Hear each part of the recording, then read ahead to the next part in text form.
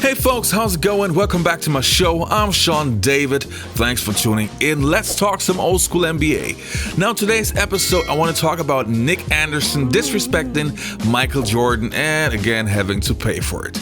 But before I start with my episode, I want to give a quick shout out to my Patreons. Thanks a lot, you guys, for supporting the show. It's really appreciated. And I would say enough said, let's get right into the stuff.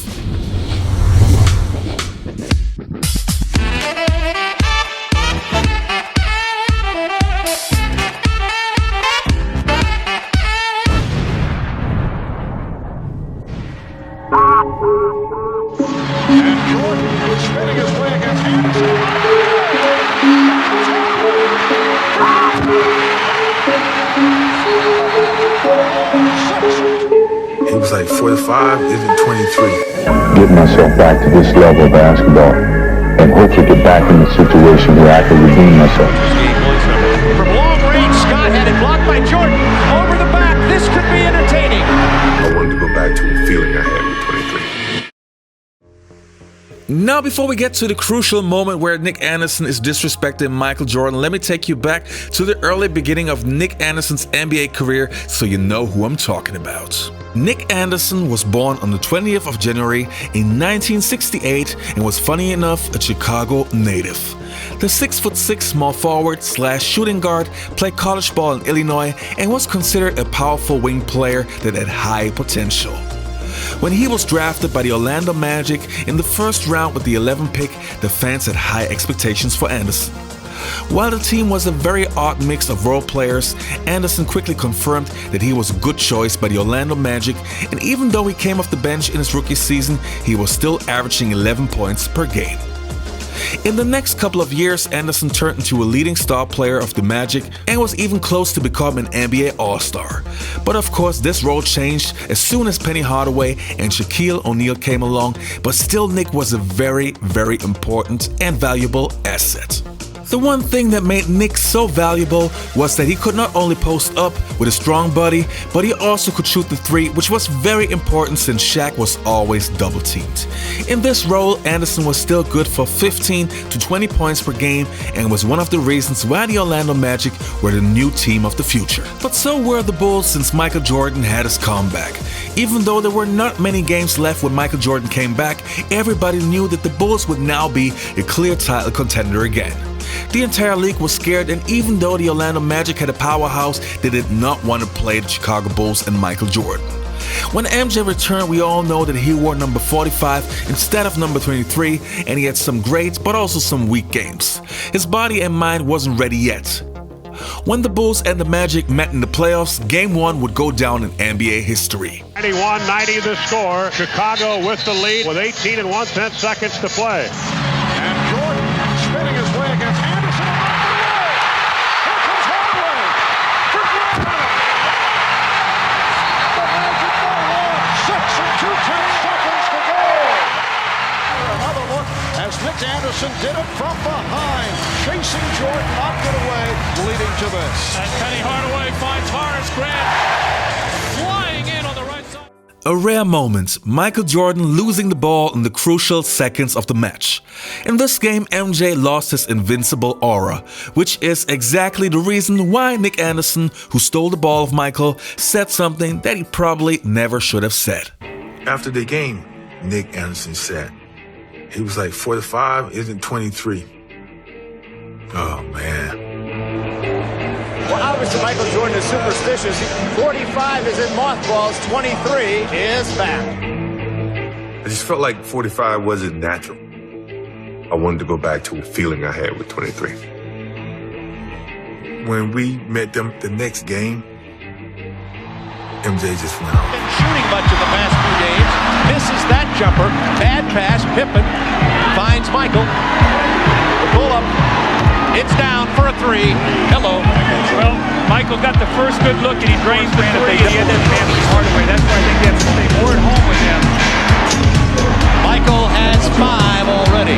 Nick Anderson has that look like, Anderson During the playoffs, averaged 11 field goal attempts during the regular season. Jordan with the block of Shaquille O'Neal. See him coming. Well, this is what Michael does best. He attacks a post player from behind. On a shot clock. Isolate Jordan right side against Nick Anderson for 13. Michael Jordan has 9 points in the first. Orlando's become a team that can guard you. No kidding. Sure. Michael Jordan has 11 points. He's too open, too close in my view if I'm giving it a Shot at the top. Jordan with the steal on the break. The Kukoc one-touched it. Pippen, what a beautiful play by the big 3 from the Bulls. Anthony Hardaway tried to make a cross-court pass there out of that On to it. Tied at 44. Bulls back. Jordan looking to go to the basket, and he gets his first layup of the night. And a great back pick that time. I couldn't tell who shot the play on the perimeter because he wants to drive. Jordan with the steal. This will be good. Well, it wasn't great, but it was good. Donald Royal will not shoot the jump shot. Strong post by Michael against Hardaway. 10 on the shot clock. Fadeaway jumper from the baseline. Michael Jordan, he has 2 attempts and 2 baskets here entering number 23 as we take a look at the last play of Michael's jump shot here. He switched from 45 to 23. He's been working underneath the hoop. Jordan's pull up. Oh yes, he's 3 for 3 in this half. Playing in a better rhythm. Playing in a much Little league father. Little league father. 7:48 to go, third quarter. 10 on the shot clock for Chicago. Jordan 3 for 3. Make it 4 for 4. And then just hard to the hole. It doesn't go, but Michael follows. Jordan with the offensive rebound. Jordan has a rebound in Orlando, Florida. Bulls hoping to even the series. Jordan has not missed in the section. Time running out. The fadeaway. Big bucket from Michael Jordan. 8-point Bulls lead. Brown with 34 points on 28 shots. And Doug, that's a 1.34 ratio. You pointed out that the closer Michael is, truly 1 game to none. Michael's pull-up jumper, nothing but net. 36 points, which was game 1's number. From long range, Scott had it blocked by Jordan. Over the back, this could be entertaining. Well, it's entertaining depending on who you're for. It wasn't very much 91. There's the block of Dennis Scott, and here's the Jordan jam. What an incredible game and what an incredible performance by Michael Jordan. The Bulls not only win by 10 against the Magic, but MJ literally destroyed the entire Magic team, and especially Nick Anderson, who didn't stand a chance that game. Of course, we all know that this series was won by the Magic since Michael Jordan could not keep that level up yet. But also this defeat would fuel Michael Jordan's energy and make sure that the next season he would come up ready and help the Bulls to sweep the Orlando Magic. It was inevitable. And now after taking care of Detroit and Atlanta, the time had come to meet up with the Bulls. And so in the days leading up to the series, I started getting in Game 3, still another un-Jordan-like move. It's all part of what spurred Michael on to his return this season. I think what it did for me was made me go back into the gym, play more basketball in the summer. I hadn't played in almost 2 years of basketball, mostly just baseball and swinging a bat. So physically, I had to get myself back to playing basketball. So I think the whole summer, I geared myself to get myself back to this level of basketball and hopefully get back in the situation where I could redeem myself for what happened last year. On Shaquille O'Neal and offer any kind of resistance. And then you're counting it on Dennis Rodman now 9 rebounds. 5-point lead for the Bulls. It was 115. Jordan for 3 got 10 points.